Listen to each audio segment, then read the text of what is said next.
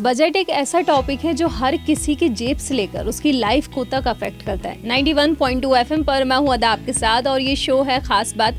खास बात में आज हम खास बातें करने वाले हैं बजट को लेकर। एंड ऑफ कोर्स बजट तो आप जानते हैं एक बड़े बिजनेसमैन से लेकर एक छोटे दुकानदार तक की लाइफ में इसकी एक अलग इंपॉर्टेंस होती है, अलग एक्सपेक्टेशंस होती हैं। तो आज हम बजट 2025 के बारे में जानेंगे with an expert Shweta Ajmera ji, जो कि चार्टेड अकाउंटेंट हैं, लॉयर हैं, 15 साल से ज़्यादा का एक्सपीरियंस है उनको इस फील्ड में एंड बहुत सारे अवार्ड्स अपने नाम कर चुकी हैं। तो सबसे पहले तो उनका वेलकम करते हैं, देन हम उनसे बात करेंगे। Hello, welcome to radio Ipsa ma'am, कैसे हैं आप? हाय अदा, थैंक यू सो मच। मैं बिल्कुल ठीक हूँ, आप कैसे हो? मैं भी बढ़िया हूँ। बस बजट को लेकर हमारे जो लिसनर्स के सवाल जवाब हैं, जो भी मतलब उनके चाहते हैं कि उनको बजट को लेकर पॉइंट्स इनके क्लियर हो जाएं, तो इसीलिए हम आपसे आज बात करने वाले हैं, उनके पॉइंट्स क्लियर करने वाले हैं। बिल्कुल। तो पहले आप हमें बताएं कि बजट जो होता है ना, वो हर बार कुछ ना कुछ नए विजन के साथ आता है। तो इस बार का बजट देखकर आपको क्या लगता है, मतलब क्या ऑब्जेक्टिव है? यस, ये बजट मोदी 3.0 है और निर्मला सीतारमन जी बहुत खुश थी ये बजट पेश करते समय। स्पेसिफिकली जो 12 लाख की लिमिट आई, मतलब वो तो एक तरह का सरप्राइज़ था सभी के लिए। मोस्टली 7 लाख की लिमिट थी कि 7 लाख तक आपकी इनकम को टैक्सेशन नहीं लगेगा। ठीक है, टैक्सेशन नहीं लगेगा मतलब रिबेट मिल जाएगी उस 7 लाख तक आप अर्न कर रहे हो। तो हमारी एक्सपेक्टेशन थी ठीक है निर्मला जी 8 लाख 10 लाख कुछ करेंगे, एकदम से झटका दिया 12 lakh. So it was like कि सभी लोग अपलॉड कर रहे थे कि ma'am has brought this for middle class level की बहुत हाई लेवल पे। सो व्हाट इट मीन्स कि आप 12 लाख तक इनकम पे छूट दे रहे हो, तो इसका मतलब है ये कंजम्पशन बजट है। कंजम्पशन मतलब वो ये चाहती है कि आप कंज्यूम ज़्यादा करें, आप टेक्नोलॉजी में इन्वेस्ट ज़्यादा करें, आप बहुत सारी चीज़ें, जैसे हम और भी क्वेश्चंस के रिप्लाईज करेंगे तो हम देखेंगे कि वाई शी वांट्स कि हम ज़्यादा कंजम्पशन करें। तो हमारा ये जो बजट है वो कंजम्पशन बजट है। भारत का विकास हो, विकास के लिए ये बजट आया गया है। तो इनका स्पेसिफिक गोल है सबका विकास और सबका विश्वास जीतना चाहती है। इन्होंने स्पेसिफिकली ये कहा गया कि हमें आपकी स्क्रूटनी नहीं करनी है, पहले हम आपको ट्रस्ट करेंगे, वी विल ट्रस्ट यू। मतलब आप जो बोलोगे आप उतनी इनकम अर्न करते हो, हम आप पे डाउट भी नहीं करेंगे और हम आपको रिफ़ंड भी तुरंत इश्यू करेंगे। इतना निर्मला सीतारमन जी ने इतना एश्योरेंस दिया है हमारे टैक्स पेयर्स को। So first is trust and then scrutinise the returns. ये मोटिव के साथ ये बजट आया है। It's a very fruitful, very awesome, very best budget till now. अच्छा, मतलब अभी तक का सबसे बेस्ट बजट जो है वो यही कहा जा रहा है। ये मेजर चेंज दो हमें देखने को मिला है। बिल्कुल। सो ये हमारा जो बजट है इस पर बातचीत जारी है एंड ये मेन ऑब्जेक्टिव, मतलब क्या ऑब्जेक्टिव के साथ इंट्रोड्यूस हुआ है हमें श्वेता जी ने बताया। जैसे कि मैंने आपको बोला था कि बजट जो है वो एक बिजनेस ओनर से लेकर एक छोटे से मिडिल क्लास फैमिली में भी मतलब बहुत ज़्यादा इसकी अलग इंपॉर्टेंस होती है। तो आपको क्या लगता है श्वेता जी, जो मिडिल क्लास वाले होते हैं वो ऑफकोर्स ज़्यादा एक्सपेक्ट करते हैं, बजट से रिलीफ एक्सपेक्ट करते हैं, तो इस बार के बजट में क्या चेंजेस हुए हैं, क्या डिडक्शन हुआ है उनके लिए? यस, मिडिल क्लास के लिए ये बहुत ज़रूरी होता है कि वो कंजम्पशन करे। उन्हें बहुत सारी चीज़ों के लिए अमाउंट की रिक्वायरमेंट रहती है, लिक्विडिटी बहुत ज़रूरी है। तो इस साल के बजट में एग्जम्पशन लिमिट 12 लाख तक की दी हुई है कि अगर जो मिडिल क्लास पर्सन है और वो 12 लाख तक इनकम अर्न करता है तो उसको रिबेट मिल जाएगी। हमारा पहले जो था वो 7 लाख तक का था, जिसमें कि रिबेट मिल जाती थी 25,000 की, बट अब rebate 60,000 plus education cess plus tax जो है उतना उनको मिल जाएगा, सरचार्ज इतना उनको रिबेट के फॉर्म में मिल जाएगा। तो 12 लाख तक एसएससी को कुछ भी टैक्सेशन बर्डन नहीं आएगा। बट बहुत इंपॉर्टेंट पॉइंट शेयर करने जा रही हूँ कि यह ऑप्शन सिर्फ न्यू टैक्स रिजीम में एप्लीकेबल है। There are 2 tax regimes, one is old tax regime और एक है new tax regime. New tax regime के अंदर कुछ कंडीशंस है, अगर आप वो कंडीशंस फुलफ़िल करते हैं तो ही आप इसका बेनिफिट ले सकते हैं। सबसे पहली कंडीशन है कि वो पर्सन रेसिडेंट इन इंडिया होना चाहिए, तो ही उसको 12 लाख तक का एग्जम्पशन मिलेगा। सेकेंड कंडीशन इसके अंदर ये है कि जो पर्सन है उसको 87A की 100% रिलीफ मिल जाएगी और वो अगर कैपिटल गेन से कोई अर्न करता है, शॉर्ट टर्म या लॉन्ग टर्म कैपिटल गेन, तो वो 12 लाख की लिमिट में नहीं आएगा। इसका मतलब ये है कि शॉर्ट टर्म कैपिटल गेन और लॉन्ग टर्म कैपिटल गेन पे उसको टैक्स बर्डन आएगा, टैक्सेशन पे करना ही है। तो अगर ऐसे एसएसीज है जिनका कि कैपिटल गेन स्टॉक मार्केट में ज़्यादा है, ट्रेडिंग्स या इस तरह से है, तो उनको ओल्ड रिजाइम में जाना चाहिए।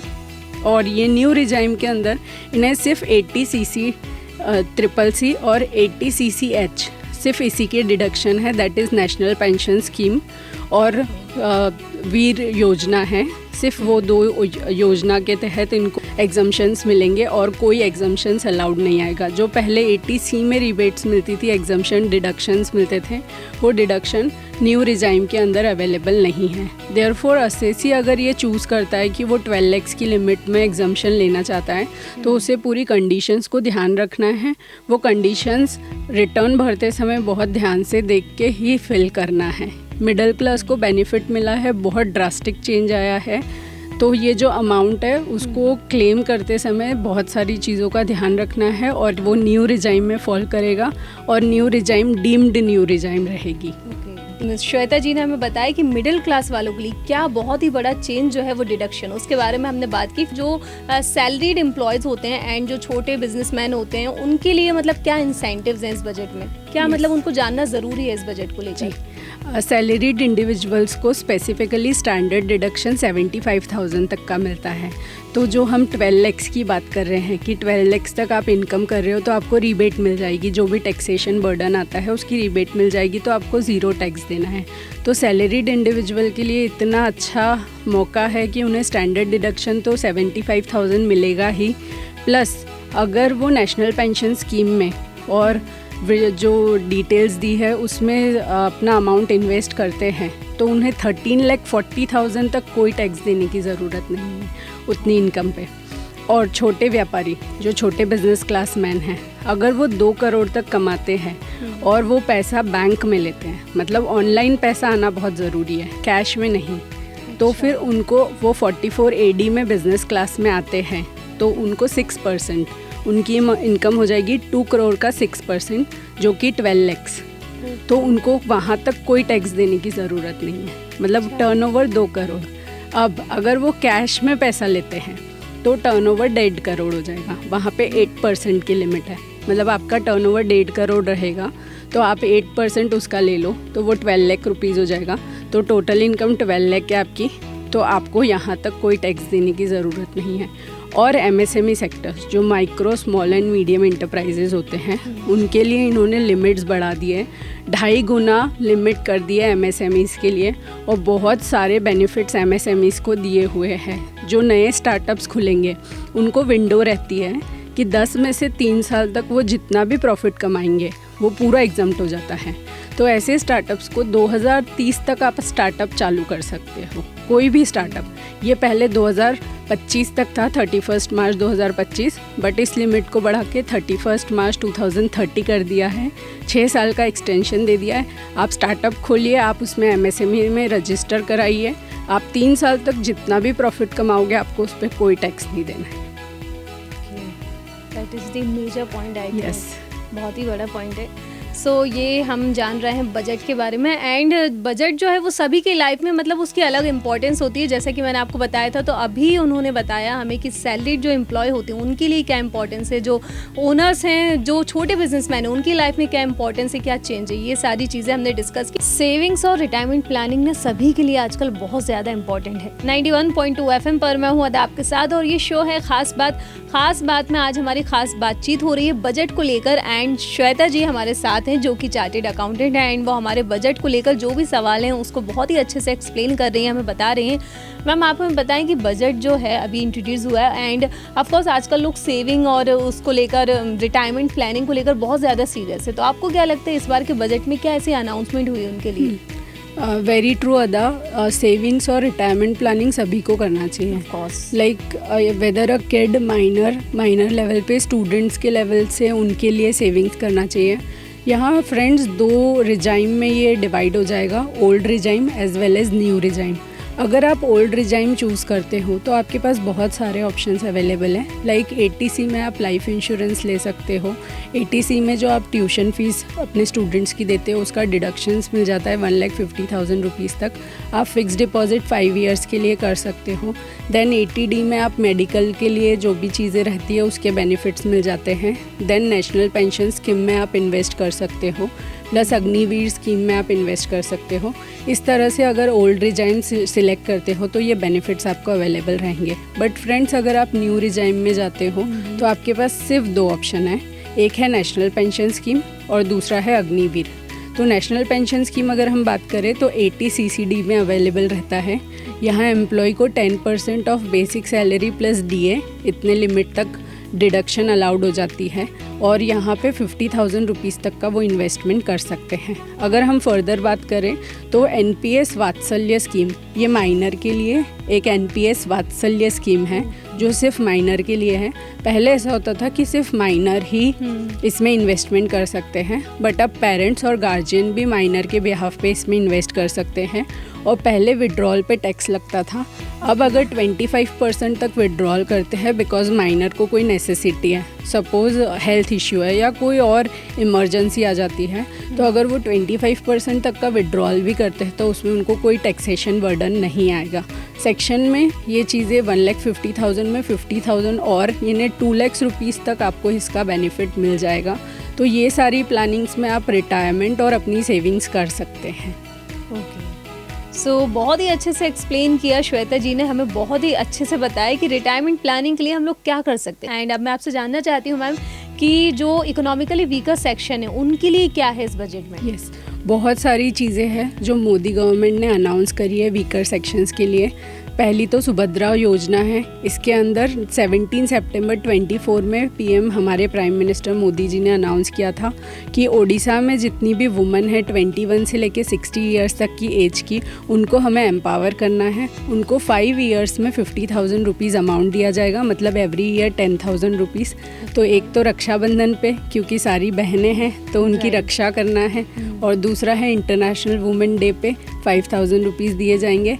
ऐसा 5 ईयर्स तक सारी वुमेन के लिए दिया जाएगा। इसमें 1250 करोड़ का फंड दिया गया है PM मोदी द्वारा। दूसरा है PM सेवा निधि योजना। ये योजना जून 1, 2020 में लाई गई है। इसके अंदर 10,000 रुपीज़ तक का लोन प्रोवाइड करा जाएगा और उसके बाद 7% तक की सब्सिडी अलाउ करी जाएगी। इसके अलावा स्टैंड अप इंडिया है। स्टैंड अप इंडिया में इन्हें बैंक लोन दिए जाएंगे जिससे कि सारे लोग प्रमोट किए जा सके। प्लस इंक्रीज सब्सिडी अलोकेशन के लिए फ़ंड दिया गया है हमारी गवर्नमेंट के द्वारा। प्लस PM पावर्टी में जितने भी लोग आते हैं उनके लिए आवास योजना दी गई है जिससे कि उन्हें रहने के लिए मकान मिल सके। बहुत ही अच्छी स्कीम्स एंड जो सब्सिडीज़ मतलब बताई बहुत ही अच्छी हैं। अगर आप इकोनॉमिकल वीकर सेक्शन से हैं तो मतलब आपको आई नो कि सभी डाउट्स जो है ना वो आपके क्लियर होगा। रोटी, कपड़ा और मकान, इसके बारे में तो सभी लोग जानते हैं एंड ये बेसिक इसेंशियल नीड है सभी की लाइफ की। तो मैं इस पर बात करना चाहूँगी श्वेता जी कि मतलब इसको लेकर क्या है बजट में? यस, बहुत इम्पॉर्टेंट है ये, और स्पेसिफ़िकली हेल्थ केयर सेक्टर की हम बात करें जिसमें कि हेल्थ हमारी सबसे ज़्यादा वेल्थ है। अगर हेल्थ अच्छी है तो हम ज़्यादा अर्न कर सकते हैं। तो यहाँ पे 9500 करोड़ का अलोकेशन किया गया है हमारी गवर्नमेंट ने बजट में कि 9500 करोड़ स्पेंड करे जाएंगे ऑन द हेल्थ सेक्टर। और specifically day care cancer centres बनाए जाएंगे नेक्स्ट 3 ईयर्स के अंदर।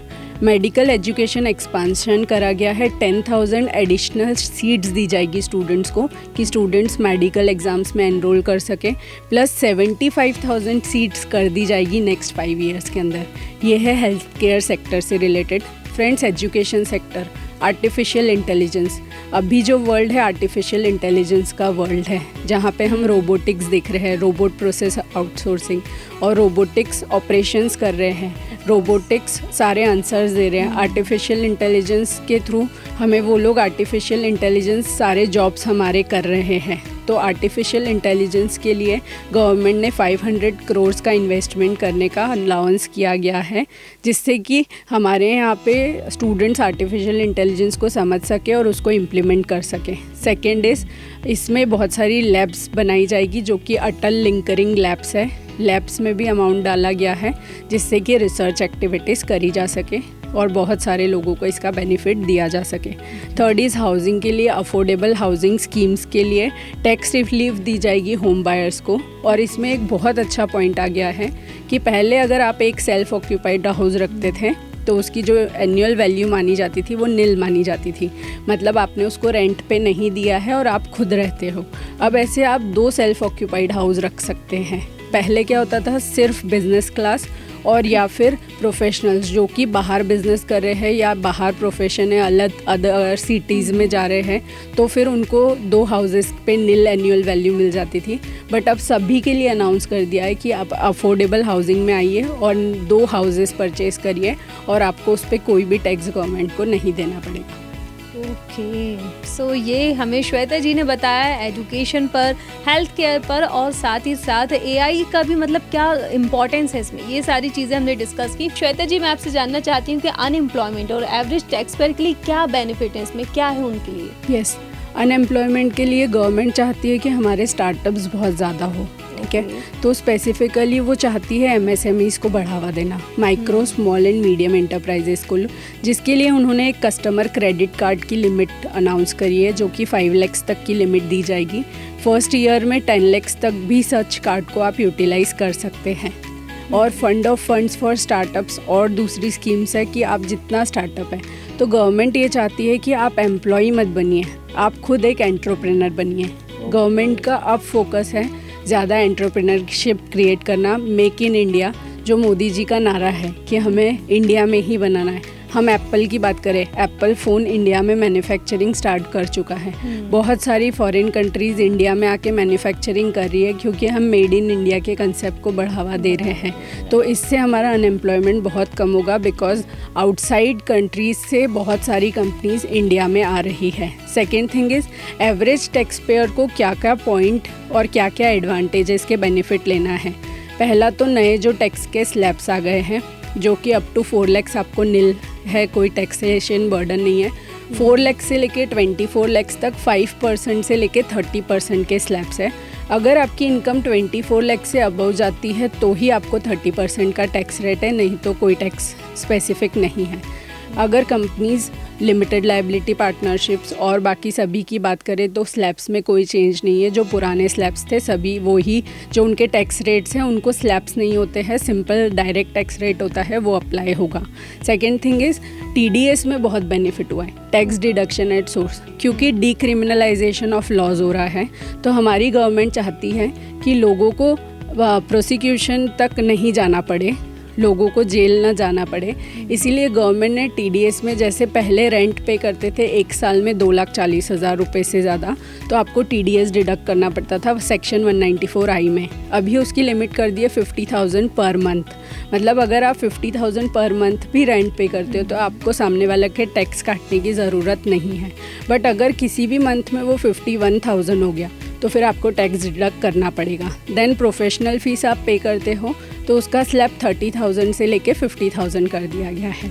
और main interest on fix deposit जो कि सीनियर सिटीजन्स के लिए बहुत इंपॉर्टेंट है, उसमें बैंक तभी टैक्स काटेगी जबकि वो अमाउंट 50,000 की जगह 1 लाख होगा। अगर सीनियर सिटीज़न 1 लाख या 1 लाख से ज़्यादा टैक्सेशन आता है तो ही उनका टैक्स डिडक्ट करा जाएगा। एक बहुत अच्छा कंसेप्ट फ्रेंड्स इनकम टैक्स में और अपडेट हुआ है, दैट इज़ अपडेटेड रिटर्न। पहले क्या होता था, हम रिवाइज रिटर्न 2 साल तक फाइल कर सकते थे, उस पीरियड को 1 साल करा, 3 महीने करा और फिर असेसमेंट ईयर के दिसंबर तक रिवाइज कर सकते हैं। अब कुछ इनकम दिखाने से छूट गई या कुछ करेक्शंस हैं, ह्यूमन है, एरर होना पॉसिबल है, तो फिर कुछ करेक्शंस करना है तो अपडेटेड रिटर्न अब आप 4 साल तक भर सकते हो। अगर आप पहले साल में भरते हो तो 25% पेनल्टी और इंटरेस्ट लगेगा, सेकेंड ईयर भरते हो तो 50% पेनल्टी और इंटरेस्ट लगेगा, थर्ड ईयर भरते हो तो 60% पेनल्टी और इंटरेस्ट लगेगा और फोर्थ ईयर सिर्फ उन केसेस में अवेलेबल है जहाँ पे रीअसेसमेंट प्रोसीडिंग शुरू नहीं हुई है। 148A की रीअसेसमेंट प्रोसीडिंग्स नहीं है तो आप 70% टैक्स और पेनल्टी देके अपना अपडेटेड रिटर्न भर सकते हो। ITR-U बहुत इंपॉर्टेंट है ये। Then TCS on remittances, liberalise remittance scheme की लिमिट को 7 लाख से 10 लाख कर दिया है। इसके अलावा फ्रेंड्स ब्लॉक असेसमेंट अगर ट्रांसफ़र प्राइसिंग में आप कवर्ड हो और 1 साल एक बार ये आर्म्स लेंथ प्राइस हो गई है डिटरमाइन, तो आप असेसिंग ऑफिसर को बोल सकते हो कि 2 साल के लिए इसे और फिक्स कर दिया जाए, तो आप 3 साल तक अपनी जो टैक्सेशन के आर्म्स लेंथ प्राइस है उसको फिक्स ले सकते हो। अब अमलगमेशन के केस में कैरी फॉरवर्ड ऑफ लॉसेस होता है, वो टोटल 8 ईयर्स तक मिलेगा। पहले इसको रीजनरेट किया जाता था, अब वो बेनिफिट अवेलेबल नहीं है। नॉन रेसिडेंट्स के केस में कैपिटल गेन ऑन सिक्योरिटीज़ का टैक्सेशन 10% था, जिसे रेसिडेंट के इक्विवेलेंट 12.5% कर दिया गया है। और अब जो वर्चुअल डिजिटल एसेट्स होती हैं जैसे कि क्रिप्टो करेंसी, बिटकॉइंस और अदर कॉइन्स है आपके पास, तो वो कैपिटल गेन्स में फॉल करेगी वर्चुअल डिजिटल एसेट्स। और अगर बाई चांस उसको आप डिस्क्लोज़ नहीं कर रहे हो तो वो अनडिस्क्लोज्ड इनकम हेड में आ जाएगी और आपको सीवियर पेनल्टी भरनी पड़ सकती है। और अभी TDS का डिक्रिमिनलाइजेशन हो गया है, मतलब अगर क्वार्टरली भी आपने TDS का पेमेंट कर दिया है रिटर्न फाइल करने से पहले, तो आपको कोई क्रिमिनल केस नहीं किया जाएगा। ओके, सो ये बहुत ही अच्छे से एक्सप्लेन किया एंड इम्पॉर्टेंट पॉइंट्स जो हैं वो हमें श्वेता जी ने बताया। मैं श्वेता जी आपसे पूछना चाहती हूँ कि ओवरऑल बजट को लेकर क्या कंक्लूजन है अभी जो है? फ्रेंड, सबसे मेन है कि आप ऑनेस्ट टैक्स पेयर बनिए। आपको टैक्स लग रहा है तो ज़रूर भरिए और इससे आप अपनी कैपिटल को मजबूत बनाइए। ये सबसे पहले मेरी एडवाइस है आप सभी को। और फ्रेंड्स, जो कि रेसिडेंट्स हैं इंडिया में और उन्हें फॉरेन प्रॉपर्टी हेल्ड करते हैं, या बहुत सारे स्टूडेंट्स हैं जो कि फॉरेन पढ़ने जाते हैं, वो बैंक अकाउंट ओपन करते हैं, तो उन्हें अपने रिटर्न ऑफ इनकम में डिस्क्लोज़ करना है कि हमने बैंक अकाउंट खोला है आउटसाइड इंडिया, जो कि वो नहीं बताते हैं। तो छोटे स्टूडेंट्स पे भी 10 लाख तक की पेनल्टी है अगर आपने बाहर की इनकम और बाहर की एसेट शो नहीं करी है। मेरी एडवाइस है, आप देखिए आपके यहाँ से बहुत सारे लोग पढ़ने जा रहे हैं या पैसा बाहर जा रहा है, तो उसके क्या कंप्लायंसेस हैं, नॉन रेसिडेंट टैक्सेशन पे फोकस करिए। दूसरा फ्रेंड्स, एक AIS स्टेटमेंट होता है, annual information statement. Government artificial intelligence की मदद से आपका सारा डेटाबेस लिंक कर रही है। यहाँ तक कि आपने पिज़्ज़ा हट में पिज़्ज़ा लिया है तो गवर्नमेंट को पता है कि आज आप पिज़्ज़ा हट गए थे। आप अगर हॉस्पिटल गए थे तो गवर्नमेंट को पता है आप हॉस्पिटल गए थे। गवर्नमेंट ये देख रही है आपने प्रॉपर्टी खरीदी है, आपने प्रॉपर्टी बेची है, उसका डेटाबेस गवर्नमेंट ले रही है। आपने नॉन रेसिडेंट को पेमेंट किया है तो गवर्नमेंट डेटाबेस ले रही है। गवर्नमेंट के सोर्सेज बहुत स्ट्रॉन्ग है। गवर्नमेंट ने हर लेवल पे आपके आधार से, आपके पैन से हर चीज़ों को लिंक कर दिया है। आप कुछ भी चीज़ नहीं छुपा सकते हो। आप छुपाने की कोशिश करोगे आपको नोटिस आ जाएगा और नोटिस का रिप्लाई देना भारी पड़ जाएगा। इसीलिए फ्रेंड्स, एनुअल इन्फॉर्मेशन सिस्टम और आर्टिफिशियल इंटेलिजेंस के सिनारियों में आप अवेयर रहिए और बिल्कुल ऑनेस्टली जो चीज़ें सही भरिए और अपने चार्टर्ड अकाउंटेंट को या लॉयर को सारी चीज़ें बताइए और फिर ही अपना रिटर्न फाइल करिए। दूसरा, जब भी आप कोई भी चीज़ यूज़ कर रहे हैं, आप साइबर सिक्योरिटी का बहुत ध्यान रखिए और वो सारी डिटेल्स को इम्पॉर्टेंटली शो ऑफ मत करिए। आपके सारे बैंक डिटेल्स आपको शो करना है। अगर आपका जॉइंट अकाउंट भी है, कई बार क्या होता है कि एक असेसी का अपनी मदर के साथ या ग्रैंड मदर के साथ जॉइंट अकाउंट है, क्योंकि ग्रैंड मदर साइन नहीं कर सकती है, वो थंब इम्प्रेशन देती है, तो फिर सिंगल अकाउंट पॉसिबल नहीं है। तो वो जॉइंट अकाउंट भी आपको डिस्क्लोज़ करना है अपने रिटर्न ऑफ इनकम में, जो कि रह जाता है और ये एक तरह का क्राइम है, इसलिए आपको ये शो ऑफ करना बहुत ज़रूरी है। तो एक बहुत इंपॉर्टेंट चीज़, आप वो डिडक्शंस क्लेम करिए जिसके पास आपके सपोर्टिंग है। आप हाउस रेंट अलाउंस क्लेम कर रहे हैं और आपके पास कोई सपोर्टिंग ही नहीं है कि आपने रेंट दिया है, या बिज़नेस में आप एक्सपेंडिचर्स क्लेम कर रहे हैं कि हम फॉरेन ट्रैवल पे गए थे या हमने ये इतना खर्चा किया है, या अगर आपने कोई भी डिडक्शंस, जाली डिडक्शंस लिए हैं, तो आपको वो डिडक्शंस तो मिलेंगे ही नहीं, बल्कि पेनल्टी ऊपर से 300% की लग जाएगी। देन फ्रेंड्स, आगे क्रिप्टो करेंसी में अगर आप ट्रेड कर रहे हो तो क्रिप्टो करेंसी ना असेट है, ना क्रिप्टो करेंसी गुड्स है, ना क्रिप्टो करेंसी सर्विसेज है। तो कई लोग बोलते हैं कि क्या हम मैम इसको एक्सपोर्ट कर सकते हैं? नहीं, आप बिल्कुल इसको ले ही नहीं सकते हो। सो ये जो बिटकॉइन के रेट 70 लाख तक जा रहे हैं, मुनाफा कमाने के लिए हम इलीगल काम ना करें। देन फ्रेंड्स, आपको हर चीज़ का प्रॉपर डॉक्यूमेंटेशन रखना है। अपने फैमिली मेम्बर्स जितने भी हैं उनके डॉक्यूमेंटेशंस आपको प्रॉपरली रखने हैं। इसके अलावा हमारा विकसित भारत के लिए जो निर्मला सीतारमन जी ने कहा है कि हमारा विकास हो और हम बहुत आगे बढ़ें, यही नारा है और हम ये विकास चाहते हैं। हम पूरे वर्ल्ड में बहुत फेमस हो गए हैं, हर कंट्री इंडिया आना चाहती है, हर कंट्री इंडिया में बिजनेस करना चाहती है। तो finally be honest and be safe as always. जय हिंद फ्रेंड्स।